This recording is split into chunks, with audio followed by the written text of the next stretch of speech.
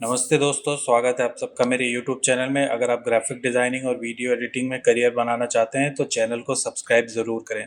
तो चलिए शुरू करते हैं एडोबी इलस्ट्रेटर की एक और क्लास। इस क्लास में हम सीखेंगे पाथफाइंडर के बारे में और स्ट्रोक को एक्सपैंड कैसे करते हैं और एक्सपैंड करने की ज़रूरत क्यों पड़ती है ये भी जानेंगे। और इसके अलावा शेप्स को यूनाइट करना, इंटरसेक्ट करना, ट्रिम करना, ये सब पाथफाइंडर के अंदर ही आता है। तो चलिए शुरू करते हैं। तो पाथफाइंडर का पैनल हमारा कहाँ होता है? ये मेरा एसेंशियल क्लासिक वर्क स्पेस खुला हुआ है।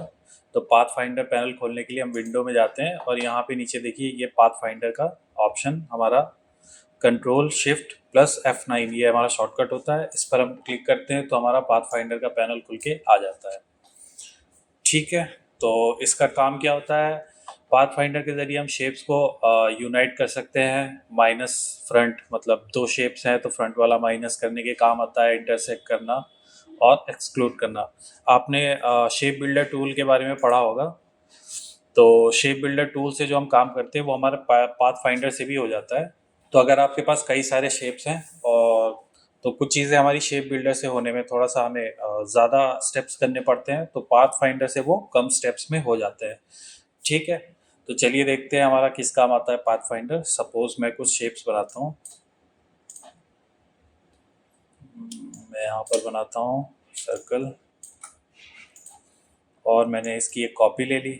ठीक है, आपने शेप बिल्डर वाली क्लास में पढ़ा होगा कि अगर हमें इन दोनों को यूनाइट करना है, मतलब एक शेप बनाना है, तो हम शेप बिल्डर टूल लेते हैं और यहाँ पे क्लिक करके इसको ड्रैग कर देते हैं तो ये एक शेप बन जाता है। अब यही काम हमें पाथ फाइंडर से करना हो तो क्या करेंगे? सबसे पहले इन दोनों को सेलेक्ट करेंगे और यहाँ पे शेप मोड्स ऊपर आ रहा है, यहाँ पे जाके हमें यूनाइट ऑप्शन दिख रहा है, हम इसको यूनाइट करेंगे। तो यही काम हमारा जो शेप बिल्डर से हुआ था, किया था हमने, ये हमारा यूनाइट से भी हो गया। ठीक है, अब अभी तो ये दो हमारे सर्कल थे, दो शेप्स थे। अभी सपोज हमारे पास कई सारे हैं। ठीक है, अब इन्हें हमें करना हो तो हमें पूरा शेप बिल्डर टूल लेके ऐसे पूरा ड्रैग करना पड़ेगा, लेकिन पाथ फाइंडर से ये काम हमारा जल्दी हो जाता है। इन सबको सेलेक्ट कर लिया और सीधा यूनाइट कर दिया। ठीक है, अब ये देखिए पूरा एक शेप हमारा बन गया है। ठीक है, तो यूनाइट आप समझ गए होंगे हमारा क्या होता है। उसी तरीके से माइनस फ्रंट, सपोज हमारे पास दो शेप्स हैं, इनमें से मैं एक का कलर थोड़ा सा चेंज कर देता हूँ। ठीक है, ये हमारे पास दो शेप्स हैं। अब मैं माइनस फ्रंट पर क्लिक करता हूँ तो देखिए क्या होता है। ये जो हमारा शेप ऊपर था, मतलब फ्रंट पर था, उसने हमारा माइनस कर दिया और बचा हुआ जो शेप है वो हमारा रह गया स्क्रीन पर। ठीक है, इसी तरह हमारा इंटरसेक्ट है। इंटरसेक्ट पर क्लिक करते हैं तो हमारा जो कॉमन जो ओवरलैपिंग वाला हमारा एरिया होता है वो रह जाता है और बाकी का पूरा शेप गायब हो जाता है। उसी तरीके से हमारा एक्सक्लूड होता है, तो हमारा ओवरलैपिंग वाला छोड़ के ओवरलैपिंग वाला जो हमारा शेप होता है वो गायब हो जाता है और बाकी का हमारा रह जाता है। ठीक है, अभी देखिए ये दोनों एक साथ हो गए। क्यों? क्योंकि जब भी हम ये इनमें से कोई ऑप्शन हम यूज़ करते हैं तो हमारा शेप जो है वो ग्रुप हो जाता है। अब यहाँ से हम इसको अनग्रुप कर देंगे तो हमारा ये अलग अलग हो जाएगा। ठीक है, और आपने एक चीज़ ध्यान दी होगी, ये दोनों अलग अलग कलर के हैं, लेकिन जब मैंने इसको एक्सक्लूड किया तो ये दोनों इसके कलर के हो गए। क्यों? क्योंकि इसकी लेयर जो थी वो ऊपर थी। तो हमारी, आपने लेयर पैनल में पढ़ा होगा, तो जो लेयर हमारी ऊपर होगी उसी का कलर का दूसरा शेप भी बन जाता है। ठीक है, एक चीज़ और, अगर माइनस फ्रंट में सपोज हमारे पास कई शेप्स है तो वो कौन सा माइनस करेगा? एक माइनस करेगा या फिर कई सारे माइनस करेगा? चलिए देख लेते हैं। अभी सपोज हमारे पास ये दो सर्कल हैं और मैं इसकी एक कॉपी एक यहाँ पर ले लेता हूँ, एक यहाँ पर ले लेता हूँ, एक यहाँ पर और एक यहाँ पर।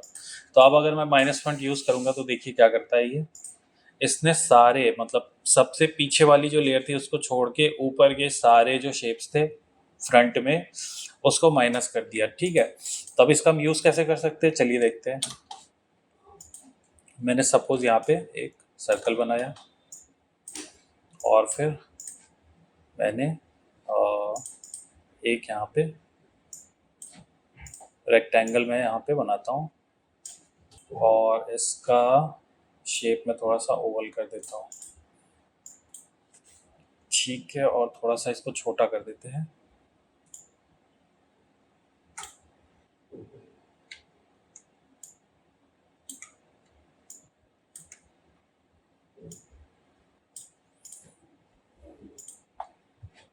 फिर मैंने रोटेट टूल लिया और ऑल्ट के साथ यहाँ पे क्लिक किया और कॉपी जनरेट कर ली, और मैंने फिर एलिप्स टूल लिया और यहाँ पे एक एलिप्स बनाया कंट्रोल और शिफ्ट के साथ। ठीक है, अब मैं अगर -1 करता हूँ तो देखिए ये हमारा सेटिंग्स का आइकन आपने फ़ोन में देखा होगा, वो हमारा आइकन बन गया है। तो इसी तरीके से हम कई सारे आइकन बना सकते हैं अपना ये पाथफाइंडर टूल का यूज़ करके। तो ये देखिए नीचे पाथफाइंडर में और भी कई सारे ऑप्शन दिए, इनसे क्या होता है चलिए ये भी देख लेते हैं। तो ये हमारा डिवाइड का है। तो सपोज़ मेरे पास 2 सर्कल हैं, एक ये लिया और एक ये लिया। ठीक है, इसका कलर मैं थोड़ा सा चेंज कर देता हूँ। अब मैं अगर इसको डिवाइड पे क्लिक करता हूँ तो ये देखिए ये हमारा अलग अलग 3 शेप्स बन गए। अभी ये मेरा अलग नहीं हो रहा है, क्यों? क्योंकि मैंने आपको बताया था जब भी हम ये पाथफाइंडर का यूज़ करते हैं किसी भी आइकन का, तो ये हमारा ग्रुप कर देता है शेप्स को। अभी हम इसको अनग्रुप करेंगे तो देखिए इसने 3 अलग अलग शेप्स बना दिए हैं। तो आपने शेप बिल्डर टूल में भी पढ़ा था, ये काम हमें शेप बिल्डर टूल से करना हो तो हम कैसे करते हैं।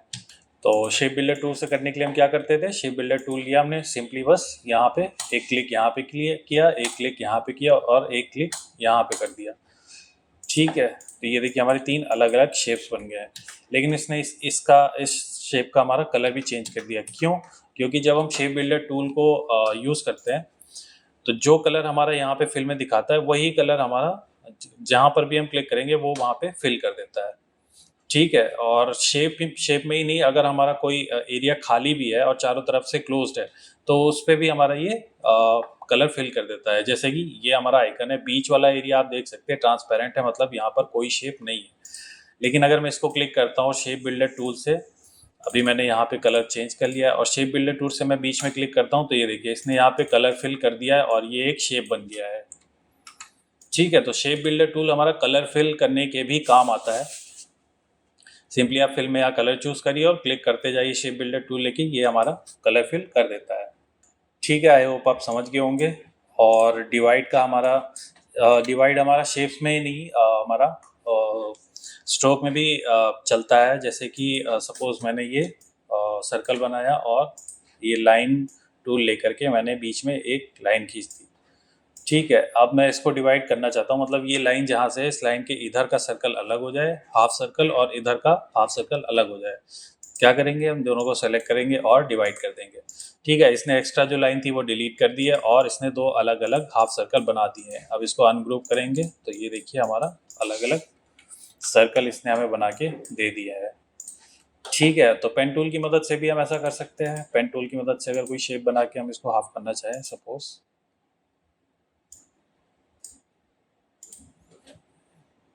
हाँ, एक बात का ध्यान रखिएगा, अब अगर आपको डिवाइड का यूज़ करना है तो फिल को ज़रूर ऑफ कर लीजिए, वरना फिर बिना फिल ऑफ करे अगर आप डिवाइड करेंगे तो देखिए क्या होता है। मैंने यहाँ से एस्केप दबा के पेन टूल छोड़ दिया है और इन दोनों को सेलेक्ट किया और डिवाइड किया, तो ये देखिए इसने कैसी अजीब सी शेप बना दी है। ये शेप अलग, ये शेप अलग, ये अलग और ये अलग।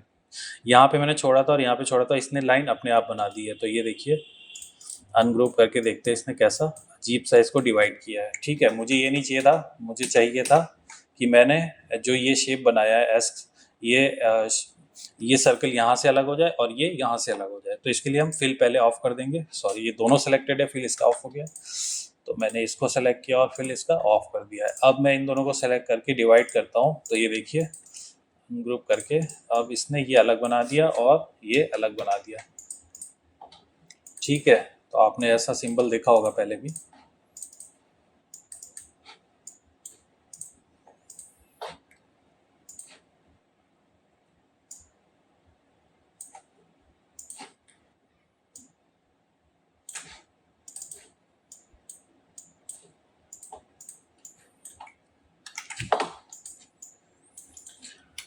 ठीक है, ये हमारा डिवाइड हो गया। और ट्रिम क्या होता है, ट्रिम क्या होता है देखते हैं। ट्रिम क्या होता है, मैंने एलिप्स टूल लिया और मैंने सपोज कई सारे एलिप्स बना दिए हैं।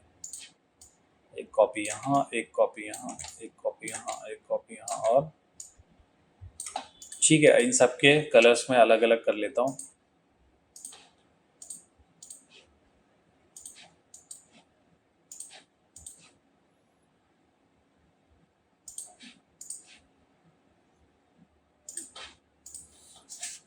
ठीक है, हमारी ये सारे सर्कल अलग अलग हैं। अब क्या होता है कि ये देखिए, अभी हमारा ये जो सपोज ये ग्रीन वाला सर्कल है, तो ये हमें इतना दिख रहा है, मतलब यहाँ से इतना दिख रहा है, लेकिन ये हमारा सर्कल कितना है, ये हमारा पूरा सर्कल है। ठीक है, तो जब भी आप अपना डिज़ाइन बनाते हैं और उसे प्रिंटिंग के लिए देते हैं, सपोज अगर आपको जेपीजी और या पीएनजी में ऐसी किसी रास्टर फाइल में प्रिंट करना है, तब तो कोई प्रॉब्लम नहीं है। लेकिन अगर आप वेक्टर फाइल देते हैं अपने क्लाइंट को, सपोज एआई हो गया, ईपीएफ हो गया, एसवीजी हो गया, या फिर कोरल वाली सीडीआर फाइल हो गया, तो उसमें क्या होता है, अगर हमारा ओवरलैपिंग कोई शेप है तो वो प्रिंट नहीं होता है, वो प्रिंट होने में प्रॉब्लम आती है। तो क्या होता है, हम जितना भी ओवरलैपिंग वाला हमारा शेप होता है या डिज़ाइन में जितनी भी ओवरलैपिंग एरिया होती है वो हम हटा देते हैं, तो उसको हटाने के लिए ही हम ट्रिम का यूज़ करते हैं। ठीक है, मैंने पूरा सेलेक्ट किया अपना ये डिज़ाइन और यहाँ पे ट्रिम कर दिया। ठीक है, तो अब देखिए इसको अनग्रुप करके देखते हैं। अब ये जितना हमें चाहिए उतना ही इसने शेप्स को बना दिया है। ठीक है, ओवरलैपिंग वाला पार्ट इसने हटा दिया है। तो जब भी अगर आप क्लाइंट को अपना डिज़ाइन कुछ देते हैं तो हमेशा ध्यान रखिए अपना, अगर वेक्टर फाइल में अगर देना है, उसको वेक्टर फाइल से प्रिंट कराना है, तो हमेशा ओवरलैपिंग पार्ट हटा के देते हैं। ठीक है, और दूसरी चीज़ ये, जब भी प्रिंटिंग के लिए हम देते हैं अपने क्लाइंट को डिज़ाइन, तो ट्रिम का तो ध्यान रखते ही हैं। दूसरी चीज़ हम ये देखते हैं, इस बात का ध्यान रखते हैं कि जो भी हमने डिज़ाइन दिया है उसमें कहीं भी स्ट्रोक ना हो।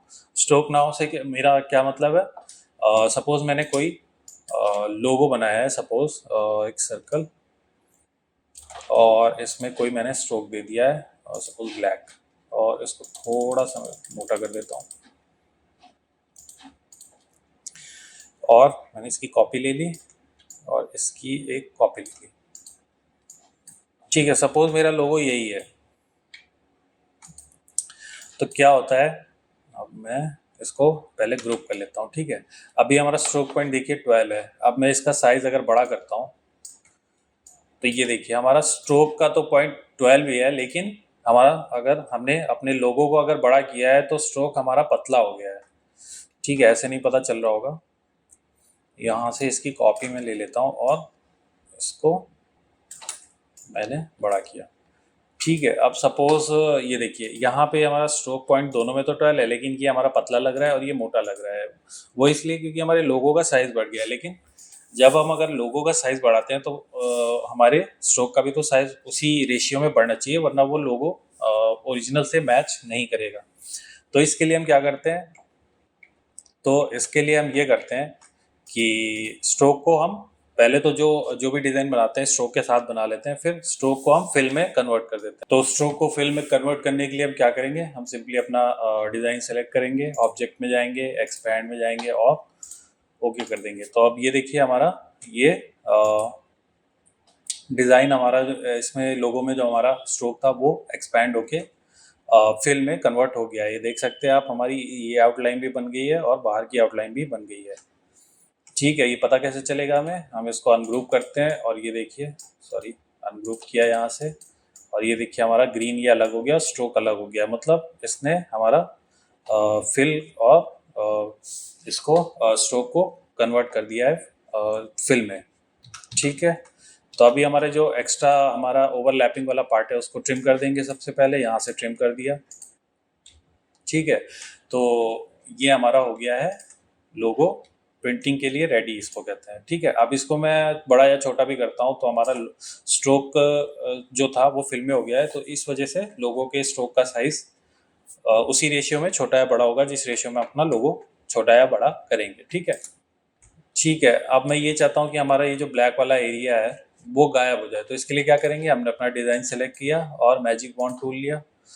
मैजिक वॉन्ड टूल से हमने इस ब्लैक कलर को सिलेक्ट किया और डिलीट कर दिया। ठीक है, तो अब देखिए हमारा जितना भी ब्लैक वाला वो पार्ट था वो हमारा गायब हो गया है।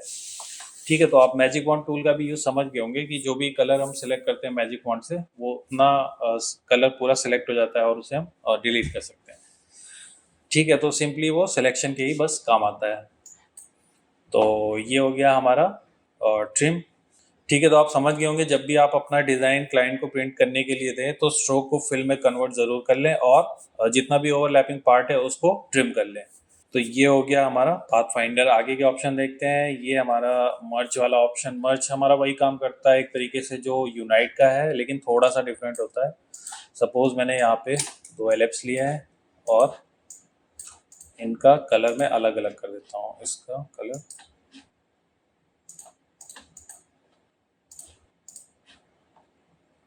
ठीक है, ये हमारा हो गया। लेकिन यहाँ से मैं इसको यूनाइट करता हूँ तो ये दोनों को रेड कर देता है। लेकिन यहाँ से अब मैं इसको मर्ज करता हूँ तो इसने ये देखिए क्या किया है, दोनों को मर्ज तो कर दिया है, लेकिन जो इंटरसेक्ट वाला पार्ट था ग्रीन का वो इसने हटा दिया है। तो इतना खैर मैं इसका यूज़ तो नहीं करता हूँ मर्ज का या फिर क्रॉप का, आउटलाइन और ये माइनस बैक, इतना इनका यूज़ नहीं होता है।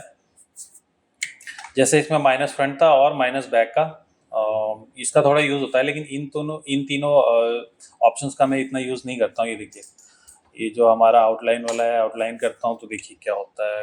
बस हमारा आउटलाइन ये देता है, वो भी कैसा बना के देता है मुझे नहीं समझ में आया आज तक, तो इसका यूज़ मैं नहीं करता हूँ। ठीक है, माइनस फ्रंट जैसे ये था यहाँ पे उसी तरह माइनस बैक है, इसका तो आप समझ गए होंगे। बाकी ज़्यादातर हम ऊपर के चार और इधर के डिवाइड और ट्रिम का ही यूज़ करते हैं। ठीक है, तो ये सारे ऑप्शन हमारे लोगो बनाने में काफ़ी हेल्पफुल होते हैं। आई होप आपको समझ में आ गया होगा। ठीक है, तो ये थी हमारी पाथ फाइंडर की क्लास। आगे की क्लास में और भी चीज़ें जानेंगे, तो चैनल को सब्सक्राइब ज़रूर करें और वीडियो अच्छा लगा हो तो लाइक करें। तब तक के लिए धन्यवाद।